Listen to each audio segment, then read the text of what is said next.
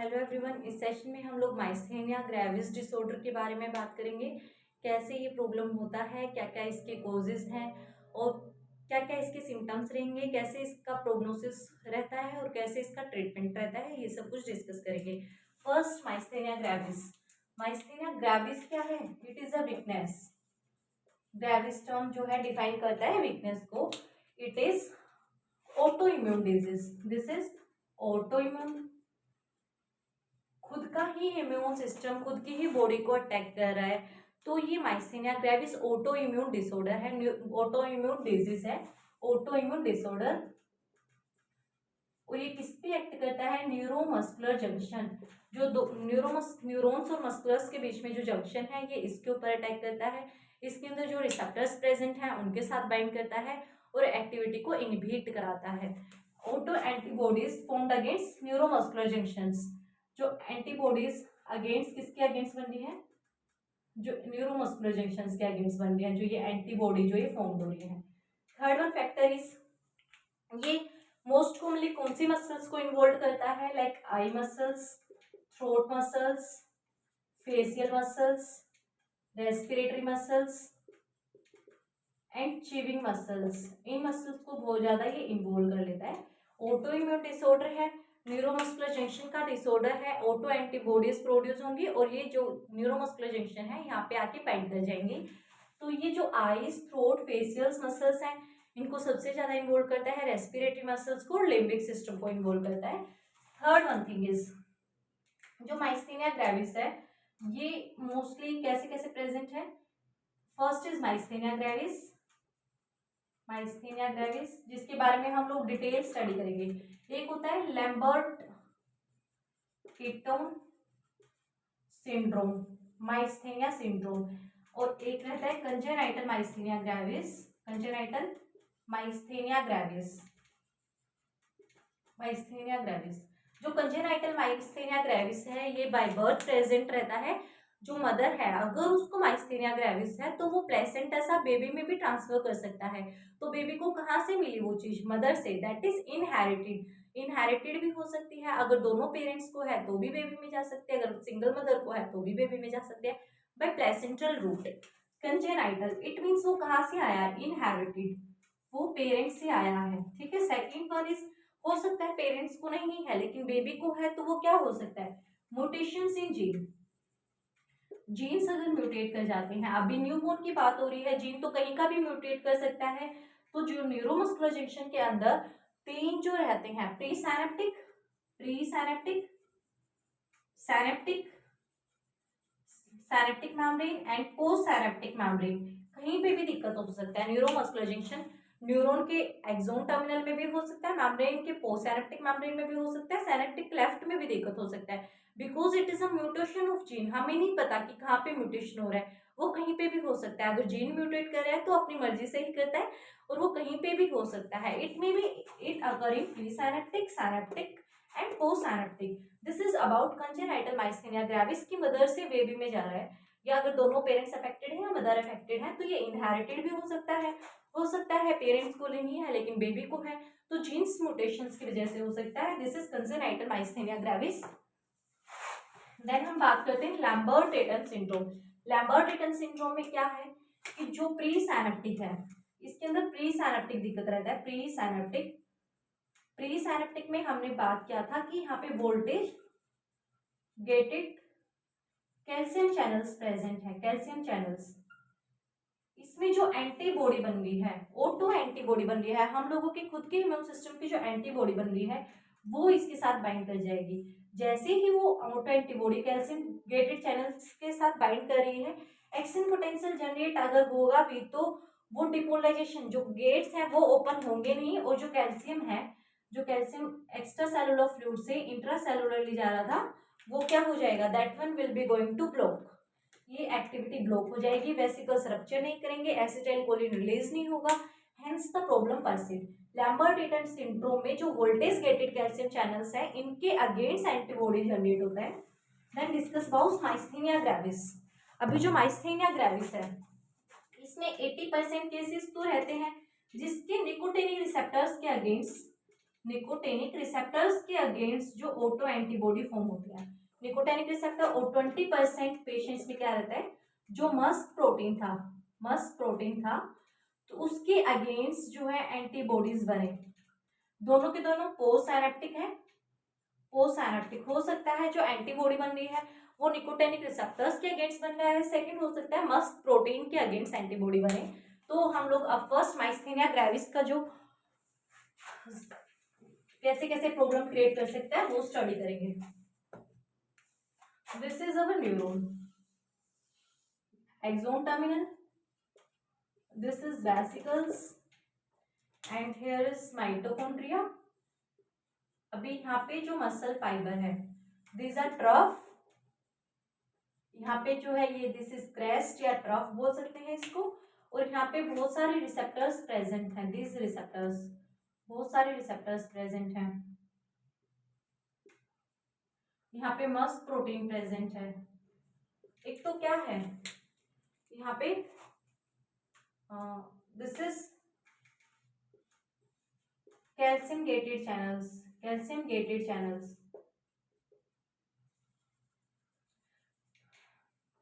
Normally क्या होता है, कैल्शियम जनरेट होता है। इस जो ये वेसिकल्स हैं, ये वेसिकल्स जो है ये रप्चर करते हैं और एसिटाइल कोलिन एक्सोसाइटोसिस प्रोसेस से इधर आता है, रिसेप्टर्स के साथ बाइंड करता है। लेकिन हम बात कर रहे हैं कि 20% केसेस ऐसे हैं जो मस्क प्रोटीन है, मस्क जो रिसेप्टर्स हैं इनके साथ आके बाइंड कर जाते हैं, मस्क रिसेप्टर्स के साथ जो एंटीबॉडीज फॉर्म हो रही हैं। तो जो ये मस्क रिसेप्टर्स हैं इनके साथ आके अगर एंटीबॉडी बाइंड कर गया तो ये जो सोडियम चैनल है इसके इंटरप्शन में हेल्प, इसको इंटरप्ट करेगा। सोडियम चैनल जो हम लोग बात कर रहे थे कि जो सोडियम है वो कहाँ से कहाँ तक जाता है, एक्स्ट्रा सेलुलर फ्लूइड से जो ये इंट्रासेलुलरली जा रहा था ये इसको इंटरप्ट कर देगा। जैसे लैम्बर्ट ईटन में क्या था, वो कैल्शियम चैनल को इंटरप्ट कर रहा था, ऐसे ही जो मस्क रिसेप्टर्स के ऊपर अगर एंटीबॉडी आके बाइंड कर जाती है तो जो सोडियम है वो इंट्रासेलुलरली नहीं जाएगा, hence end plate potential generate नहीं होगा और एसिटाइलकोलिन बाइंड कर रहा है रिसेप्टर्स के साथ। बट प्रॉब्लम क्या है कि जो सोडियम चैनल्स हैं वो ओपन नहीं हो रहे हैं, सोडियम अंदर जा नहीं रहा है, तो एंड प्लेट पोटेंशियल कैसे जनरेट होगा। एसिटाइलकोलिन का काम क्या रहता है, रिसेप्टर्स के साथ बाइंड करके जो वोल्टेज गेटेड सोडियम चैनल्स हैं उनको ओपन कराने का। बट ये ओपन ही नहीं होंगे तो कैसे एक्टिविटी जनरेट होगा, कैसे एंड प्लेट पोटेंशियल जनरेट होगा। तो 20% पेशेंट्स में ये दिक्कत रहता है। अभी हम लोग डिस्कस करेंगे अबाउट 80% में क्या रहता है, 80% ऑफ पेशेंट्स इसमें जो ऑटो एंटीबॉडी फॉर्म होती है, ऑटो एंटीबॉडी जो फॉर्म हो रही है दैट इज आईजीजी की भी टाइप्स है, IgG1 एंड IgG3, ये एंटीबॉडी फॉर्म होगी। एंड जो IgG है ये डाइवैलेंट है, इट मीन्स ये एक टाइम पे आके दो रिसेप्टर्स को ये बाइंड कर सकते हैं लाइक दिस, एक टाइम पे आके ये दो रिसेप्टर्स को बाइंड करेगी। सपोज इसको एनहांस प्रोसेस में करते हैं, ये रिसेप्टर था, दिस इज निकोटेनिक रिसेप्टर्स। अभी क्या हो रहा है कि जो एंटीबॉडी आ रही है, एक सिंगल एंटीबॉडी दो रिसेप्टर्स के ऊपर अटैक कर रही है, दिस इज IgG एंटीबॉडी। इस डाइवैलेंट है, दिस इज डाइवैलेंट, इस दो रिसेप्टर्स पे बाइंड कर रही है, अब दो रिसेप्टर्स पे बाइंड कर रही है, यहाँ तक प्रोसेस नॉर्मल है। कैल्शियम चैनल भी ओपन हो रहा है, वेसिकल्स भी रप्चर कर रहे हैं, एसिटाइलकोलिन आ भी रहा है, एक्सोसाइटोसिस भी हो रहा है, बट एसिटाइलकोलिन को साइट नहीं मिल रहा है, रिसेप्टर्स जो है फ्री नहीं मिल रहे हैं जिसके ऊपर वो बाइंड करे और अपनी एक्टिविटी को इनिशिएट करे, क्योंकि यहाँ पे इम्यूनोग्लोबिन जो है वो अटैच कर गई है। अभी जो इम्यूनोग्लोबिन जैसे ही इसके ऊपर अटैच करती है तो जो इसका ये टेल पार्ट है वो एक्टिवेट हो जाता है और ये जो टेल पार्ट एक्टिवेट हो रहा है ये किसको अट्रैक्ट करता है, it attract complement protein system. बहुत सारे कॉम्प्लीमेंट प्रोटीन आके यहाँ पे बाइंड कर जाते हैं, ये और किसी में नहीं होता है। मस्क प्रोटीन भी कॉम्प्लीमेंट प्रोटीन को अपने साथ बाइंड नहीं करता है, बट जो टेल है ये किसको अट्रैक्ट करता है और बाइंड कर लेता है कॉम्प्लीमेंट प्रोटीन सिस्टम को। अभी बहुत सारे कॉम्प्लीमेंट सिस्टम यहाँ पे बाइंड कर जाते हैं, जैसे ही ये बाइंड करेगा तो इसके बाद थर्ड इसके बाद क्या प्रोसेस चलेगा, एंडोसाइटोसिस, एंडोसाइटोसिस बोल सकते हैं, या इंटरलाइजेशन, इंटरलाइजेशन। जो ये क्लस्टरिंग प्रोटीन है, जो ये क्लस्टरिंग प्रोटीन फॉर्म हो गया यहाँ पे, क्लस्टरिंग प्रोटीन, इसका इंटरलाइजेशन होगा। जैसे ही ये मसल मेम्ब्रेन के अंदर ये प्रोटीन्स और जो ये रिसेप्टर्स जा रहे हैं, ये जाएंगे तो यहाँ पे मसल्स के अंदर जो लाइसोसोम्स हैं वो एक्टिवेट हो जाएंगे, ताकि ये जो एबनॉर्मल एक्टिविटी है, ये जो फॉरेन एक्टिविटी है, जो मसल्स के लिए यूजुअल नहीं है, तो उसको किल करने की सोचेंगे। बट जो ये इंटरलाइजेशन हो रहा है, जो ये क्लस्टरिंग प्रोटीन है, ये रैपिडली प्रोलिफेरेट करेगा, बहुत जल्दी प्रोलिफेरेट करेगा, बहुत ज्यादा ग्रो कर जाएगा। That lysins are unable to kill that one thing, और ये अपनी एक्टिविटी को फिर इनिशिएट करेगा, और जो एसिटाइलकोलिन है नॉन इम्पल्सेस जनरेट नहीं कर पाएंगे, हेंस मसल्स के अंदर कोई एक्टिविटी नहीं होगा।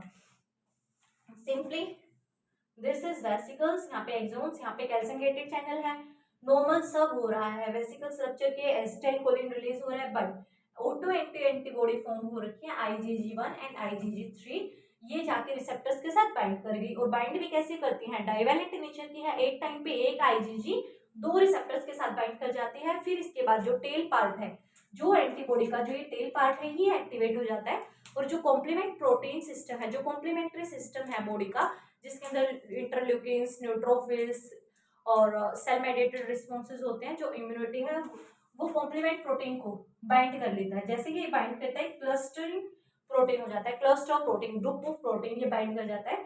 इसकी वजह से क्या होता है, फिर इंटरलाइजेशन होगा, एंडोसाइटोसिस, जैसे ही मसल्स में एंटर करेगा, लाइसोजाइम्स एक्टिवेट हो जाएंगे, ताकि वो ये जो फॉरेन पार्टिकल है इसको किल करें, ये जो एब्नॉर्मल एक्टिविटी हो रही है इसको किल करें। बट ये इतना रैपिडली ग्रो करते हैं, इतना रैपिडली कि lysozyme is unable to do maintain homeostasis, और ये अपनी एक्टिविटी को इनिशिएट करते रहते हैं। Muscles are unable to activate, वो अपना इवन कॉन्ट्रैक्ट भी नहीं कर पाएंगे लिटिल बिट भी, बिकॉज सारे रिसेप्टर साइट्स इम्यूनोग्लोबिन्स ने ले लिया है। अब इसकी वजह से जो इम्यूनोग्लोबिन्स यहाँ पे आके बाइंड कर रहे हैं, क्या क्या प्रॉब्लम्स आएंगी। फर्स्ट, एसिटाइलकोलिन रिसेप्टर डेफिशिएंसी, इसके लिए तो ये डिक्रीज कर रहा है। जो सिनेप्टिक क्लेफ्ट है, दिस वन, अगर जो ये मेम्ब्रेन फोल्ड है क्लस्टर प्रोटीन की वजह से, ऐसे ये मेम्ब्रेन फोल्ड अगर हो जाते हैं, सिनेप्टिक क्लेफ्ट एरिया, जो सिनेप्टिक गैप है वो इंक्रीज कर जाएगा, synaptic gap is increases. Acetylcholine receptors जो हैं वो डिक्रीज हो जाएंगे इस सरफेस एरिया पे, बिकॉज वहां पे क्या एक्टिवेट हो गया, इम्यूनोग्लोबिन जाके, इम्यूनोग्लोबिन जी जाके वहां पे बाइंड कर गई, सिनेप्टिक क्लेफ्ट इंक्रीज कर रहा है। जो ये क्रेस्ट या ट्रफ था वो डिक्रीज कर जाएगा, ये फ्लैट टाइप का हो जाएगा, फ्लैट। नॉर्मली एसिटाइलकोलिन रिसेप्टर्स कम हो रहे हैं, सिनेप्टिक गैप इंक्रीज हो रहा है, क्रस्ट जो ये मेम्ब्रेन फोल्ड्स थे ये डिक्रीज हो रहे हैं, surface area of muscle fibre decreases, muscle fibre decreases, activity of muscles is reduce, activity जो है मसल कॉन्ट्रैक्शन की वो रिड्यूस हो जाएगी। इफेक्ट्स क्या क्या है, एसिटाइलकोलिन रिसेप्टर डिक्रीजेस, जो क्रेस्ट ट्रफ बन रहे थे वो डिक्रीज हो रहे हैं, मेम्ब्रेन फ्लैट हो रहा है, सरफेस एरिया जो है वो रिड्यूस कर रहा है, साथ ही साथ जो सिनेप्टिक क्लेफ्ट था, जो न्यूरॉन और जो मसल फाइबर्स के बीच में गैप था वो इंक्रीज कर रहा है, और जो muscles are unable to do activity, ये इसके अंदर इफेक्ट्स दिखाई देंगे। नेक्स्ट डिस्कस अबाउट सिम्टम्स, अभी हम बात करेंगे सिम्टम्स का, कैसे कैसे दिक्कत रहेंगी। फर्स्ट इज, जब हम सिम्टम्स की डिस्कस करते हैं, कहाँ कहाँ पे इफेक्ट आएगा, आई पे। आई में दो चीजें हो सकती हैं, या तो ptosis, that is dropping of eyelids, dropping of eyelids, जो किसकी वजह से होते हैं, that is levator palpebrae muscle, palpebrae orbicularis muscle. अगर लिवेटर पैल्पेब्राई ऑर्बिकुलरिस मसल्स अगर वीक हो जाते हैं इसमें जाके, तो प्रॉब्लम क्या होगा, टोसिस, जो आईज हैं ऐसे ड्रॉपिंग, ये चीज रहेगा, ड्रॉप रहेंगे आईज, आईलिड्स ड्रॉप रहेंगी। सेकंड हो सकता है कि डबल विजन हो, डबल विजन, पेशेंट को एक जो चीज है वो डबल दिखाई दे रही हो, that is called diplopia, diplopia. और ये क्यों होता है, एक्स्ट्रा ओकुलर मसल्स की वीकनेस की वजह से, एक्स्ट्रा ओकुलर मसल वीकनेस की वजह से। This is first sign and symptom, सारे डिस्कस करेंगे। आईज में क्या है, ड्रॉपिंग हो सकता है, ptosis and diplopia of vision, जिसको हम लोग क्या बोलते हैं, डबल विजन भी बोलते हैं, वो एक्स्ट्रा ओकुलर मसल्स की वजह से, और जो टोसिस है लिवेटर पैल्पेब्राइन मसल्स की वीकनेस की वजह से। सेकेंड सिम्टम इज, सेकेंड, खाना खाते हैं तो उस टाइम पे facial muscles weakness, facial muscle weakness रहेगा। इसमें क्या है, चीविंग में दिक्कत आएगा, जो मास्टिकेशंस की मसल्स हैं वो वीक हो गई हैं, तो चीविंग में दिक्कत आएगा। डिफिकल्टी किस किस में आ रहा है, चीविंग में। सेकंड जो है स्वाल्विंग में दिक्कत आएगा, खाना खा रहे हैं तो उसको गटकने में दिक्कत आता है, जैसे कुछ अमाउंट ऑफ फूड अंदर इसोफेगस में चला जाता है, कुछ अमाउंट ऑफ फूड वापस से ही माउथ में आ जाता है, या फिर रिगरचेट कर सकता है नोज के अंदर, या तो वो उल्टा माउथ में या नोज में रिगरकेट कर सकता है, तो स्वेल्विंग में दिक्कत है। स्वेल्विंग में अगर दिक्कत रहता है that is called dysphagia, dysphagia या चीविंग में दिक्कत आ रहा है उसको चबाने में, बिकॉज फेशियल मसल्स वीक है, और गटकने में दिक्कत आ रहा है, डिगल्टेशन में दिक्कत आ रहा है, then it is called dysphagia. फिर हो सकता है दीज आर फेशियल मसल्स, और पेशेंट का ऐसे स्माइल लाइक जैसे फेस रहता है, ऐसा statue like expression like statue like sorry smile like face रहेगा। फिर हम लोग बात करते हैं कि उसको लैंग्वेज में भी दिक्कत रहेगा, लैंग्वेज में डिसआर्थिया रहेगा, बिकॉज फेशियल मसल्स इन्वॉल्व है, टंग अच्छे से वर्क नहीं करेगा, थ्रोट मसल्स इन्वॉल्व हो रही है, फेरिंग्स अच्छे से वर्क नहीं करेगा, तो लैंग्वेज में भी पेशेंट को दिक्कत रहेगा। आईज में ड्रॉपिंग हो सकता है, डबल विजन हो सकता है, खाना चबाने में दिक्कत हो सकती है, खाना गटकने में दिक्कत हो सकती है, वो वापस से रिगरकेट कर सकता है अपाउट टू नोज में। थर्ड थिंग इज लैंग्वेज में दिक्कत हो सकता है, डिसआर्थिया मिलेगा, बिकॉज फेरिंग, ये थ्रोट के मसल्स भी इन्वॉल्व है, फेशियल मसल्स भी इन्वॉल्व है, फेरिंग्स भी इन्वॉल्व हो रहा है, थाइमस ग्लैंड भी इन्वॉल्व हो रहा है, तो इन सब की वजह से। देन ये फोर्थ वन रेस्पिरेटरी मसल्स को इन्वॉल्व कर सकता है। अगर रेस्पिरेटरी मसल्स इन्वॉल्व हो रही हैं तो पेशेंट को मैकेनिकल वेंटिलेशन पे भी डालना पड़ सकता है, because he is unable to breathe, तो उसके लिए मैकेनिकल वेंटिलेशन पे भी पेशेंट को डालना पड़ सकता है। अगर लिम्बिक सिस्टम है उसके अंदर बहुत कम एक्टिविटी होगा, जैसे स्टार्टिंग सुबह उठता है पेशेंट तो वो अपनी एक्टिविटीज कर पाता है, by the end of day इतना वर्सन हो जाता है कि he is not able to perform any activity, उसके अंदर पावर ही नहीं बचता है।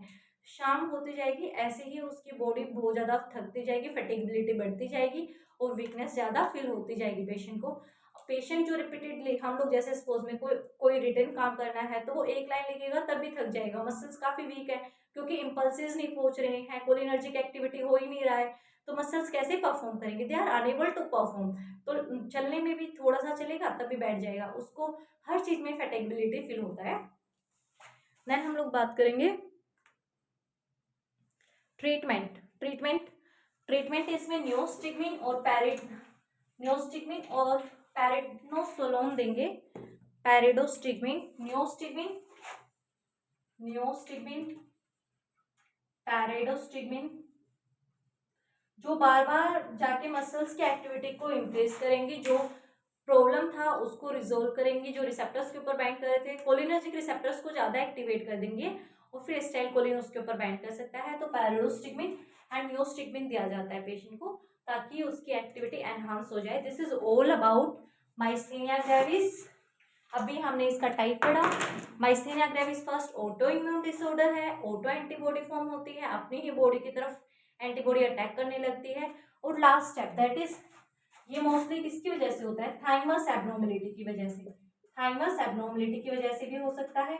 अगर थाइमस एब्नॉर्मलिटी में भी दो केस हो सकते हैं, थाइमोमा या थाइमस हाइपरप्लेजिया। जो थाइमोमा है मोस्टली वो मेल्स में दिखता है, मेल्स में थाइमस ग्लैंड का कैंसर हो सकता है, या हाइपरप्लेजिया हो रहा है तो वो यंग फीमेल्स में दिखाई देगा, यंग फीमेल्स के अंदर दिखाई देगा। यंग फीमेल्स में जब ये थाइमस का हाइपरप्लेजिया हो जाता है, यंगर फीमेल्स को ज़्यादा अफेक्ट करता है, और मेल्स में ये थाइमोमा कैंसर डेवलप हो जाता है। थर्ड थिंग इज, जो ये डिजीज है दिस इज बाइमोडल है, मीन्स दैट ये जो यंग अडल्टहुड है और जो लेट अडल्टहुड है इनको ज़्यादा अफेक्ट करती है, यंग अडल्टहुड या लेट अडल्टहुड को ज़्यादा अफेक्ट करती हैं। थाइमस की एब्नॉर्मलिटी है, दिस इज थाइमस ग्लैंड जो यहाँ पे प्रेजेंट रहती है, इसके थाइमस ग्लैंड यहाँ पे जो प्रेजेंट रहती है इसके अंदर क्या क्या दिक्कत हो सकता है, या तो कैंसर हो सकता है, या हाइपरप्लेजिया की वजह से एब्नॉर्मलिटी आ रहा है इसकी वजह से भी ये हो सकता है।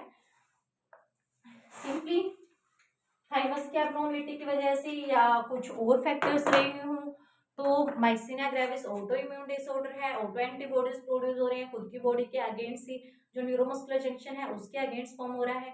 कंजेनाइटल है तो मदर या फादर से बच्चे ने लिया होगा, थ्रू प्लेसेंटल रूट ये आ जाता है। लैम्बर्ट है तो उसके अंदर जो कैल्शियम चैनल्स गेट हैं उनके अगेंस्ट रिसेप्टर बाइंड हो जाते हैं, और जो माइस्थेनिया ग्रेविस का नॉर्मली 80% केस रहता है उसके अंदर रिसेप्टर निकोटिन के अगेंस्ट फॉर्म होते हैं, और ऑटो एंटीबॉडी एक मस्क प्रोटीन है 20% केसेस उसके रहेंगे। न्यूरोमस्कुलर ट्रांसमिशन अच्छे से नहीं हो पाएगा, रिसेप्टर्स के ऊपर बाइंड कर जाता है। और जो 80% केसेस जहाँ पे निकोटिनिक रिसेप्टर्स के अगेंस्ट एंटीबॉडी आईजीजी जो फॉर्म हो रही है, आईजीजी 1 एंड 3, वो क्या करेंगे, कॉम्प्लीमेंट प्रोटीन्स को भी अट्रैक्ट करना स्टार्ट करेंगे, इंटरलाइजेशन हो जाएगा, बहुत रैपिडली ग्रो करेगी, इवन लाइसोसोम्स भी उनको किल नहीं कर पाएंगे। Thank you.